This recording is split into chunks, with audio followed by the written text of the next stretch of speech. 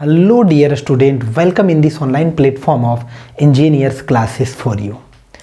जैसा कि बोर्ड पे ऑलरेडी लिखा हुआ है, शियर स्ट्रेस मतलब transverse shear stress distribution diagram for circular section. इससे प्रीवियस लेक्चर में ऑलरेडी रेक्टेंगुलर सेक्शन के लिए कवर अप कर चुके हैं कि ट्रांसवर्स शियर स्ट्रेस जो कि आपका किसी भी क्रॉस सेक्शन बीम के क्रॉस सेक्शन में अपीयर होता है, बीम के क्रॉस सेक्शन में अपीयर होता है, तो उसका वैल्यू कितना होगा, है ना, या फिर उसका डायग्राम कैसा दिखेगा, किस रिलेशन को फॉलो करेगा, कहाँ पे मैक्सिमम होगा, कहाँ पे जीरो होगा, ये सारे ये डायग्राम ही हमको बतलाएगा कि डायग्राम कैसे बनेगा डियर। सबसे पहले तो हम मैक्सिमम कहाँ पे होगा, जीरो कहाँ, उसके लिए या फिर किस रिलेशन को फॉलो करेगा तभी डायग्राम बना सकते हैं। तो चलिए डेरिवेशन का पार्ट है, थोड़ा सा डेरिवेशन करके चीज़ों को दिखाते हैं सर्कुलर सेक्शन के लिए।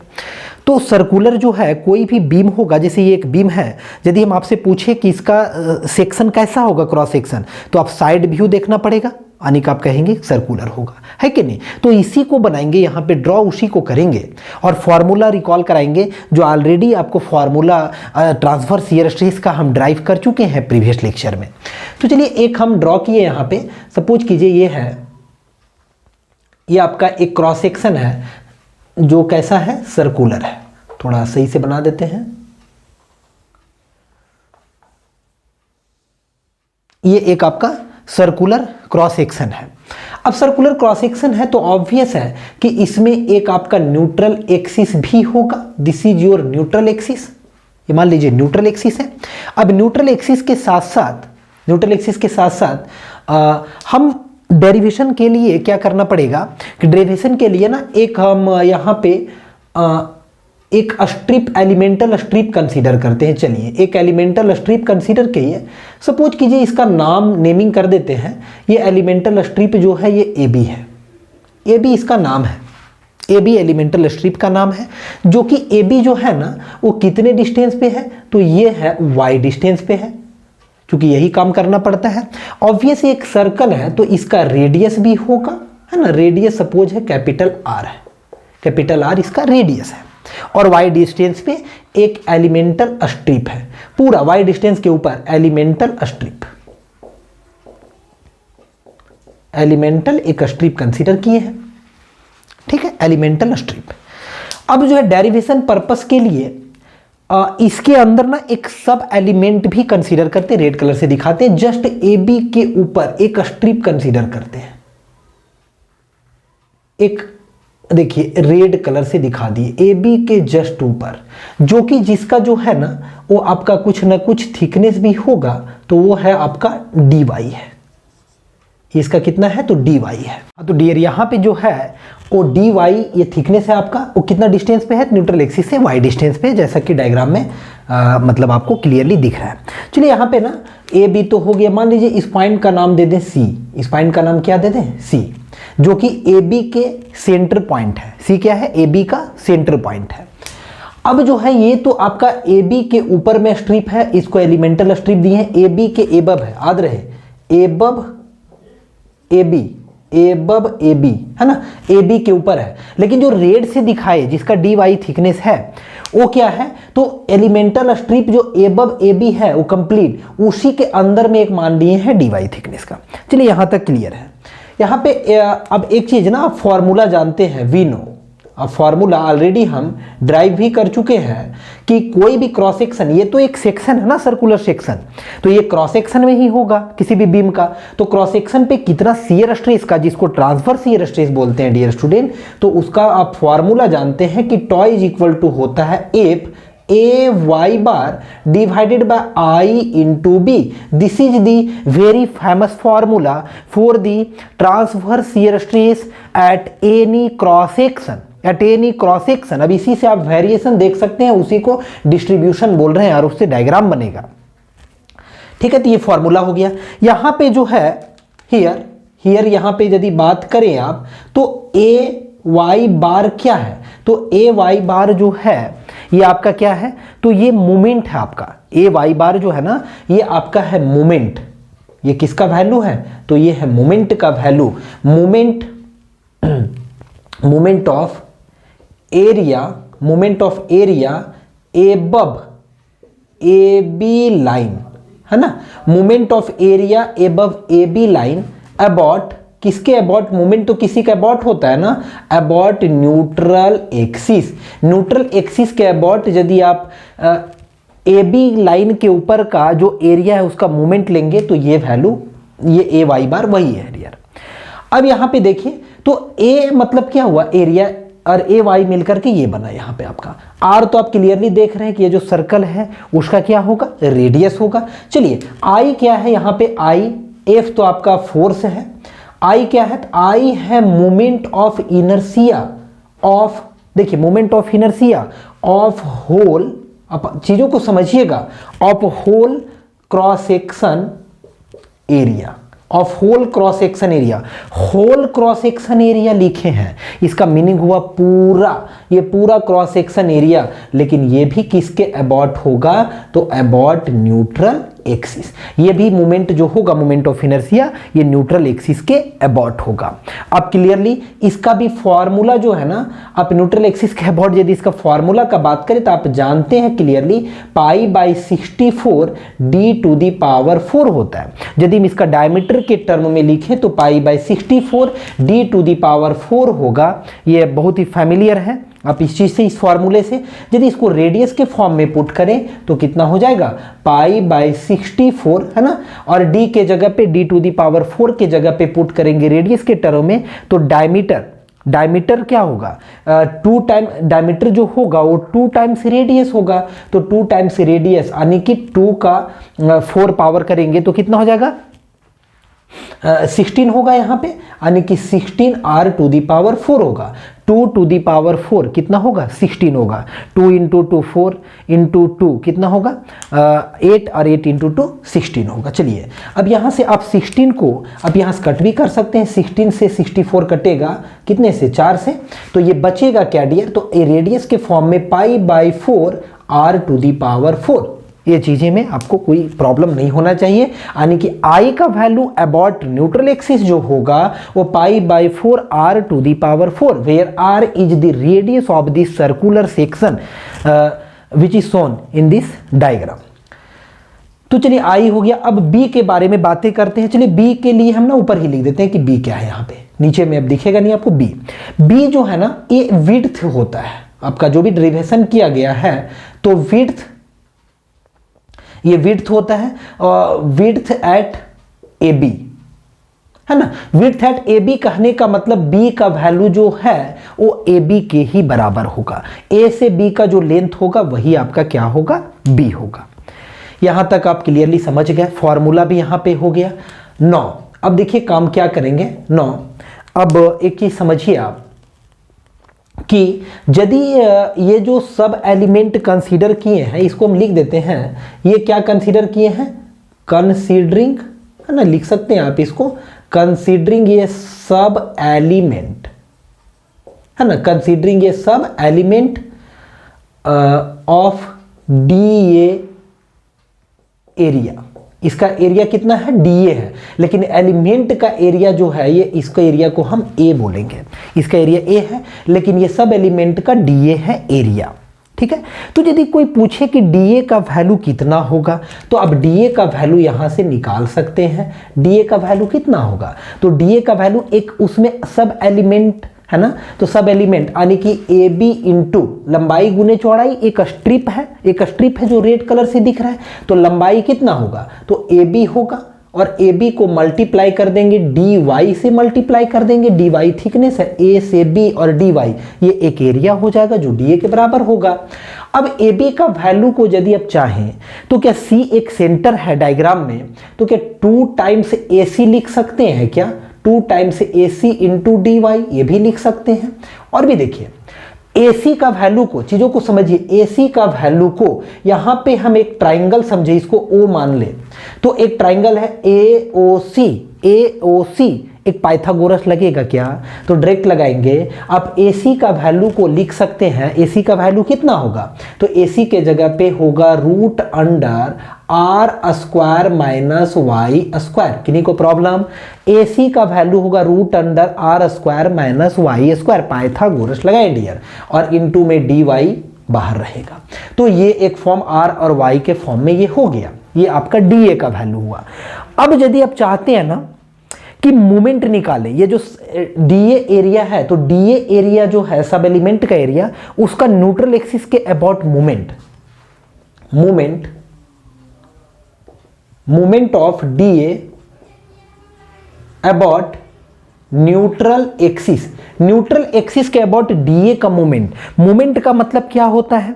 मोमेंट का डीए का मोमेंट यानी कि डीए को न्यूट्रल एक्सिस तक का जो डिस्टेंस होगा उससे मल्टीप्लाई करना होगा।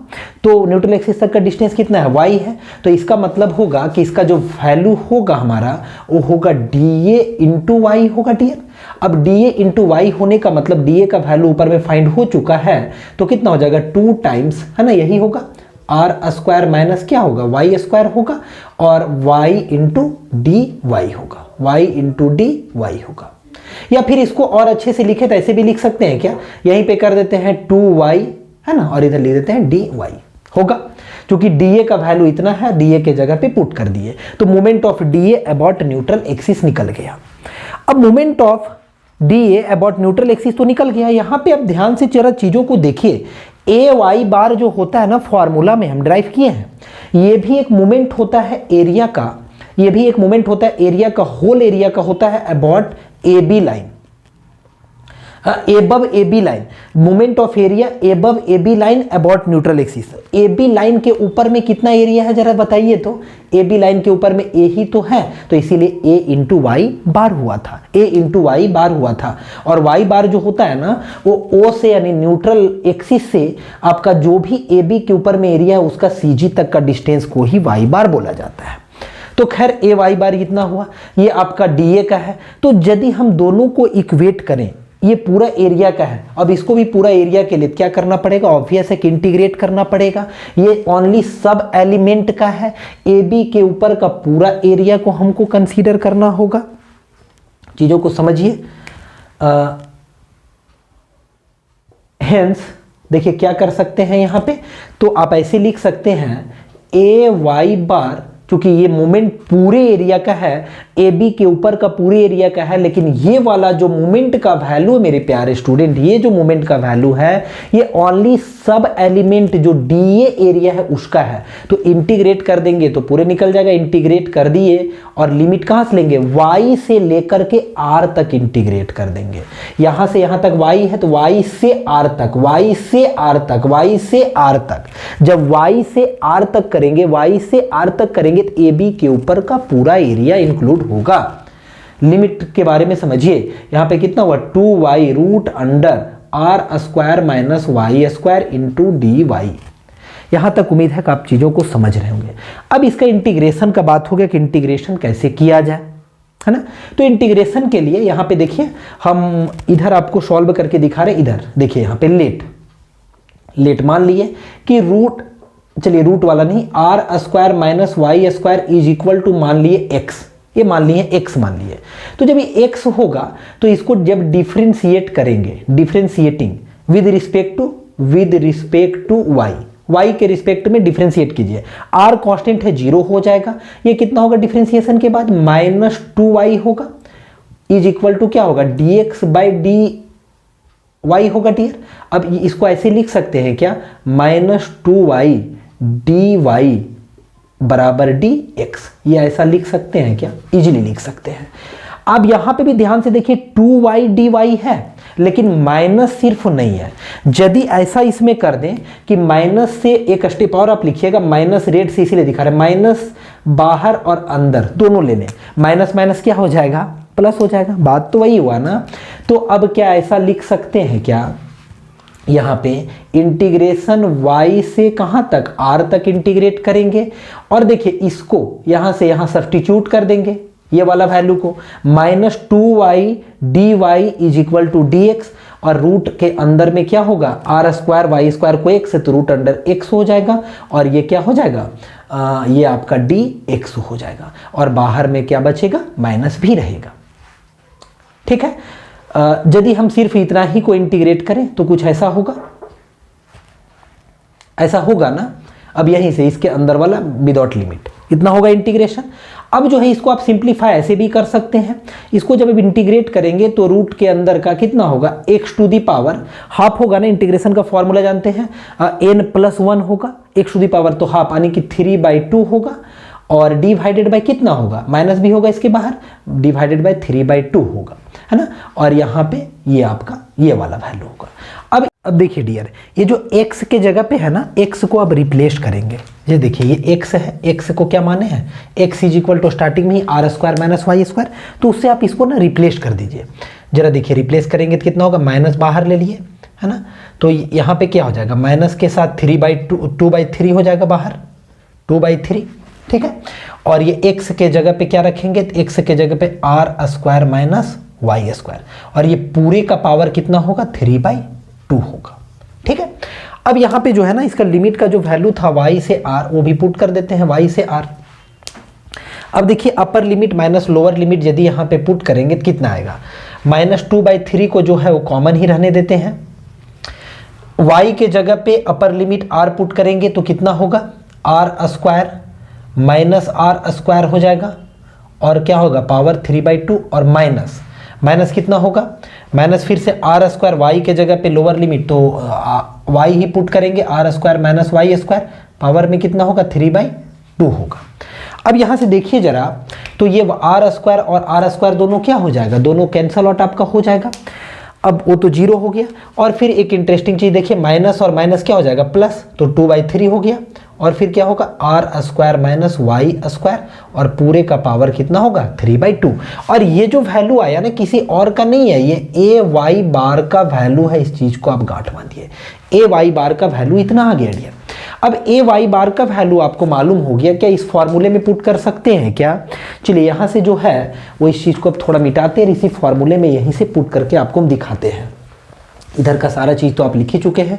चलिए यहाँ पे अब देखिए क्या होगा, यहाँ पे यदि हम पुट करेंगे तो टॉ इज इक्वल टू कितना होगा, f तो है ही, ay बार के जगह पे वैल्यू को पुट करेंगे, ay बार के जगह पे कितना होगा, 2/3 होगा, 2/3, और कितना है r² माइनस y² है, और पावर में कितना है, 3/2 है, डिवाइडेड बाय i का वैल्यू कितना होगा, अभी आप देखे थे π/4 r⁴, ये डिराइव होकर के आया है ना। और साथ ही साथ b का वैल्यू कितना होगा, चलिए b का मतलब है ab का लेंथ को ही b बोला गया, तो ab का मतलब क्या हुआ, 2 टाइम्स ac होगा। तो चलिए यहाँ पे है, देखिए ये चीज़ समझिए, यहीं से मिटा देते हैं, ये पहले वाला हम यहीं पे लिख देते हैं b का वैल्यू, b इज इक्वल टू कितना होगा, 2 टाइम्स ac होगा कि नहीं, ये dy मिटाइए, तो ये b का वैल्यू हो गया। यहाँ पे ये बगल में आप लिख लीजिएगा, तो उसी का वैल्यू को यहाँ पे पुट करेंगे तो 2 टाइम्स ac यानी कि कितना हो जाएगा, 2 × √r² माइनस कितना होगा, y² होगा। देखिए नीचे भी r² माइनस y², ऊपर भी r² माइनस y² है, ये रूट के अंडर है, रूट का मतलब हुआ हाफ, पावर में हाफ हुआ, और ऊपर में 3/2, ये ऊपर जाएगा तो माइनस हाफ इससे घटेगा, तो कितना होगा, सिंप्लीफाई करेंगे तो ये हो जाएगा f, है ना, और ऊपर में क्या होगा, 2/3 ही आपका होगा। देखिए 2/3 ना ये आपका कटेगा भी, देखिए ये क्या हो जाएगा, 4 आपका कहाँ पे जाएगा, 4 आपका ये जो π/4 है तो कितना हो जाएगा, ये 2/3 होगा इंटू 4 हो जाएगा, और डिवाइडेड बाय कितना होगा, पाई, यानी ये 8 हो जाएगा ना, 8 टाइम्स हो जाएगा। यहाँ से आप लिख सकते हैं क्या, तो 8 टाइम्स ऊपर में चला जाएगा तो कितना हो जाएगा, 8 टाइम्स, ठीक है। 8 टाइम्स किसका, तो 8 टाइम्स आपका, और नीचे में क्या हो जाएगा, पाई भी होगा, r², देखिए 3/2 को घटाएंगे कितना से, हाफ से, कितना होगा, 3/2 को हाफ से घटाएंगे तो 1 होगा कि नहीं होगा। देखिए यहाँ से तो 1 होगा, यानी कि कितना हो जाएगा, r² माइनस y² बचेगा, ये ऊपर चला जाएगा। तो अब देखिए नीचे 2 भी है डियर, नीचे 2 भी तो है, तो 2 भी है और पाई भी है, यानी कि क्या बचा, पाई इंटू 2 बचा, तो ये 2 से ये 4 टाइम्स में कट जाएगा, तो बचा फाइनली कितना, तो फाइनली जो बचा वो हुआ f, है ना, f, और 4 टाइम्स आपका किसका, 4 टाइम्स आपका हो गया r² माइनस y², और डिवाइडेड बाय कितना हो गया, पाई हो गया आपका, और पाई r⁴ भी हो गया, क्योंकि अच्छा यहाँ पे r⁴ भी बच रहा है, तो पाई r⁴ कितना हो गया, 4 हो गया। तो ये चीज़ें जो आया है ये किसका वैल्यू आया है, ये टॉ का वैल्यू आया है। तो यहाँ पे जो वैल्यू आया डियर, ये टॉ का कितना आ गया, F4 है ना, R square minus Y square divided by pi. एक मिनट रीचेक करते हैं थोड़ा सा। अच्छा एक चीज़ डियर, ये देखिए यहाँ पे 3 भी था ना, ये 3 भी था, 3 यहाँ से आपका 3 छूट गया है, यहाँ पे 3 होगा तो कितना होगा, यहाँ पे 3 भी होगा। तो फाइनली हम यहाँ पे लिख देते हैं कि कितना वैल्यू आया। तो टॉ का जो वैल्यू आया, चलिए इधर मिटा देते हैं, इधर ये सब मिटा करके फाइनली हम यहाँ पे लिखते हैं कि टॉ का वैल्यू कितना आया। तो टॉ का वैल्यू आया 4/3 है ना, 4/3 F R square minus Y square divided by r to the power pi r to the power 4। ये आया फाइनली टॉ का वैल्यू डियर। अब ये जो टॉ का वैल्यू आया ये काफ़ी इंटरेस्टिंग है रिलेट करने के लिए, क्योंकि यहाँ पे देखिए टॉ बाकी सारे टर्म्स जो है कांस्टेंट है, एक y आपका वेरिएबल है। यहाँ पे समझिए y एक वेरिएबल है, y को जहाँ पे भी रखेंगे उसके अकॉर्डिंग चीज़ें वेरी करेगा। तो y स्क्वायर है, समथिंग माइनस वाई स्क्वायर है, इसका क्या मीनिंग हो रहा है, इसका मीनिंग हो रहा है, एक ही चीज हो रहा है इसका मीनिंग डियर, कि यदि आप टॉ का वैल्यू को, यदि आप देखिए इफ वाई डिक्रीज करेंगे आप, देन क्या होगा, टॉ का वैल्यू क्या करेगा, इंक्रीज करेगा, एंड वाइस वर्सा।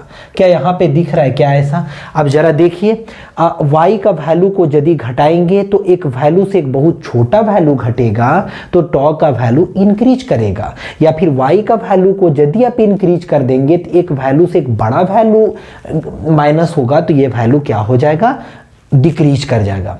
तो ये इन्वर्स जैसा रिलेशन है। उसके साथ साथ एक चीज और भी देख पा रहे हैं आप कि y स्क्वायर है, मतलब कि टॉ का जो वेरिएशन होगा क्रॉस सेक्शन पे वो किसके अकॉर्डिंग होगा, तो आपका पैराबोलिक को फॉलो करेगा। यहाँ पे यानी कि ये जो इक्वेशन है ये किसको फॉलो करेगा, फॉलोज पैराबोलिक कर्व है ना, फॉलोज पैराबोलिक कर्व।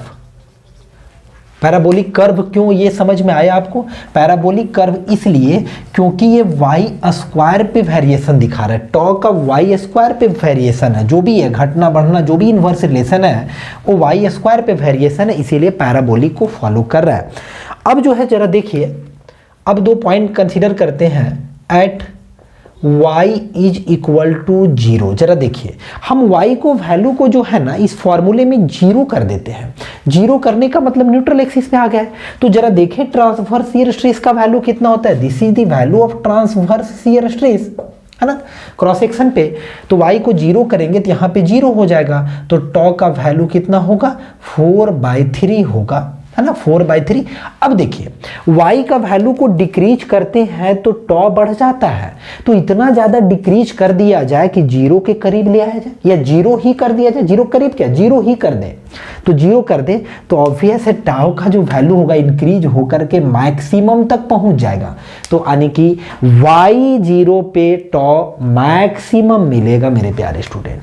तो यानी कितना होगा 4/3 है ना, 4/3 f होगा, f होगा और क्या होगा f R square divided by R square, चूंकि y 0 हो जाएगा, नीचे क्या बचेगा pi r to the power 4, यहाँ से ये कटेगा आर स्क्वायर बचेगा। यहाँ से देखिए टॉ मैक्स का वैल्यू जो आ रहा है, टॉ मैक्स का वो कितना आ रहा है 4/3 f divided by pi are square. देखिए एक इंटरेस्टिंग बात, f divided by pi are square, R cross section जो है सर्कुलर क्रॉस सेक्शन उसी का रेडियस है, f कहीं ना कहीं फोर्स है और pi are square cross section area है, फोर्स अपॉन एरिया स्ट्रेस होता है। यदि हम इसको कहें कि टॉ एवरेज का वैल्यू है, तो यहाँ से एक इम्पॉर्टेंट सा रिजल्ट जो हर एक जेई कोई भी कंपटीशन एग्जाम में बहुत बार फ्रीक्वेंटली पूछा जाता है, लर्न करके रखे हैं, वो होता है टॉ मैक्स बराबर 4/3 टॉ एवरेज। टॉ मैक्स बराबर ये फॉर्मूला है 4 कैसा क्रॉस सेक्शन के लिए, तो 4 आपका सर्कुलर क्रॉस सेक्शन के लिए, याद कीजिए रेक्टेंगुलर के लिए होता है 1.5 टाइम्स टॉ एवरेज, 1.5 टाइम्स टॉ एवरेज। सर्कुलर के लिए मैक्सिमम कितना होता है 4/3 टॉ एवरेज। और ये कहाँ पे होता है, तो y इज इक्वल टू 0 यानी कि न्यूट्रल एक्सिस। अब जरा एक और इंटरेस्टिंग चीज़ देखते हैं, ये सब सारा तो आप लिख ही चुके हैं, एक और कि y का वैल्यू को यदि हम r पुट कर दे तो क्या होगा। यदि हम y का वैल्यू को r के बराबर पुट कर दें, मतलब यहाँ से यहाँ y हो रहा है, इसको r के बराबर कर दें, खींच करके r के बराबर पुट कर दें तो क्या होगा इस फॉर्मूले में ही। अब y को जैसे r करेंगे r square minus r square, 0 upon ये पूरा टर्म्स जो है हियर, पूरा टर्म्स क्या हो जाएगा, 0 हो जाएगा। यानी y का वैल्यू r का मतलब टॉप बोल सकते हैं, बॉटम बोल सकते हैं, जो भी y is equal to R, top या बॉटम कुछ भी बोल सकते हैं। तो टॉप और बॉटम पे या फिर पूरा कोई भी किनारे पे जो है, टॉप और बॉटम ही यहाँ बोलिए न्यूट्रल एक्सिस के अकॉर्डिंग, तो टॉप और बॉटम पे फिर से जैसा रेक्टेंगुलर में हुआ था वैसे ही आपका टॉ का वैल्यू जो है transverse shear stress, there is no transverse shear stress at the top layer and at the bottom layer during the bending, है ना। लेकिन मैक्सिमम वैल्यू हो रहा है पैराबोलिक को फॉलो करके, वो कहाँ पे हो रहा है, तो आपका सेंटर पे है, कहने का मतलब न्यूट्रल एक्सिस पे है। तो ये यहाँ से चीज़ें निकल करके आया है। अब जो है यहाँ से हम यदि इसके लिए डायग्राम ड्रॉ करें, चलिए ये सब को मिटाते हैं, यहाँ से सारा लिख ही चुके हैं आप। अब यहाँ से यदि हम डायग्राम ड्रॉ करें, जो डायग्राम डिस्ट्रीब्यूशन का डायग्राम है, तो डिस्ट्रीब्यूशन का डायग्राम कैसा दिखेगा, क्रॉस सेक्शन पे ऐसा होगा, कुछ पैराबोलिक कर्व को फॉलो करेगा, और यहाँ पे जो होगा वो क्या होगा, मैक्सिमम होगा, टॉ मैक्स होगा, और इस जगह पे टॉ इज इक्वल टू 0 और टॉ इज इक्वल टू क्या होगा, 0 होगा। और ये जो दिख रहा है ये किसको फॉलो कर रहा है, पैराबोलिक कर्व है ये।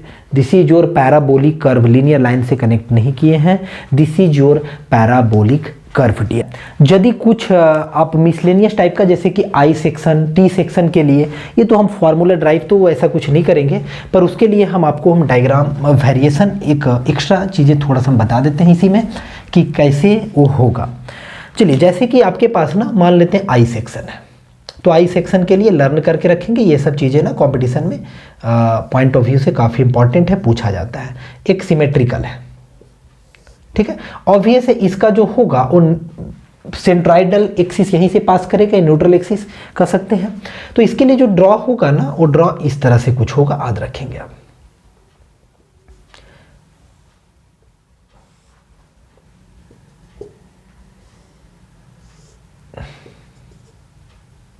यहां से पैराबोलिक, ठीक है, क्योंकि यहाँ पे भी देखिए एक रेक्टेंगल है, रेक्टेंगल है, रेक्टेंगल है, उसको फॉलो करते हुए तो ये पैराबोलिक हुआ, फिर यहाँ से यहाँ पैराबोलिक, ये पॉइंट पे जो होगा ये मैक्सिमम होगा, जो कि सेंट्राइडल एक्सिस से पास कर रहा है।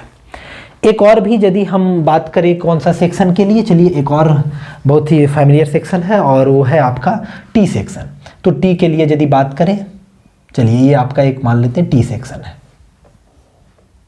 तो टी सेक्शन में इधर कहीं होगा आपका सेंट्राइडल एक्सिस, है ना, यहीं से पास करेगा। तो टी सेक्शन के लिए यदि ड्रॉ करेंगे, तो टी सेक्शन के लिए कुछ इस तरीके से होगा डियर,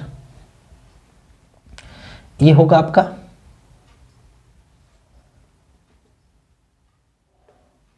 और फिर इसको ऐसे मिला दीजिएगा, यहाँ पे मैक्सिमम होगा।